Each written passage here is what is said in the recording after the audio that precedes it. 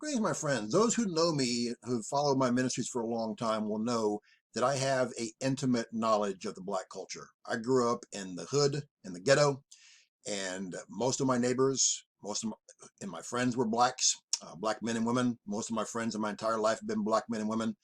Of most of the people that hated me were black men and women. It was a double-edged sword. I got to see racism from both sides of the coin. I got to see how blacks were treated with racism by whites and others. I also got to see how whites, myself, a white boy in the hood, was treated with racism by many blacks as well. And again, many of my black friends, all my black friends have my back. And it would always be an interesting thing. When a fight would break out, I'd have a lot of black guys fighting with me and a lot of them fighting against me and my black friends. Very, very interesting double-edged sword, double-sided coin. Spent many nights, many weekends at my black friends' house, got to know them and their parents, their lifestyle, their culture. I know an awful, awful lot about the black culture, probably more than most white people will ever know. So with that being said, I'm going to go ahead and break something down for all of you. Look at the thumbnail. I agree with what this woman said, that for, and again, it's the millennials. I said before, age 30 and below is the main culprit. There are the main culprit. There are others, of course, as well, but that's the main target group that are doing all these crazy things nowadays. They don't have respect like people used to in the old days. And I've learned a long time ago not to believe the hype. It's always a sequel. So you've got the big thing now is calling of white women whom you don't like Karen. And it's mostly blacks doing it, but it's also white people doing it as well to white people calling them Karen because they're trying to jump on bandwagons and trying to act like that they support black people. But let me give you a little 411.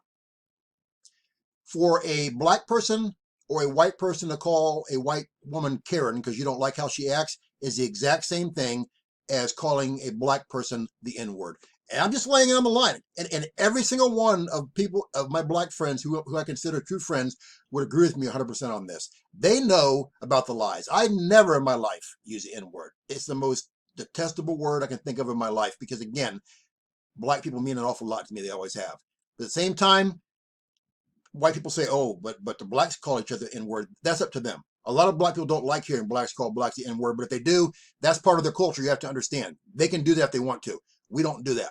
So the thing is, racism is a black and a white issue. It's a Hispanic issue. It's an Asian issue. Again, all of my black friends, who are my true black friends I grew up with and who I've spent my whole life with, will tell you that blacks are racist just as much as whites are.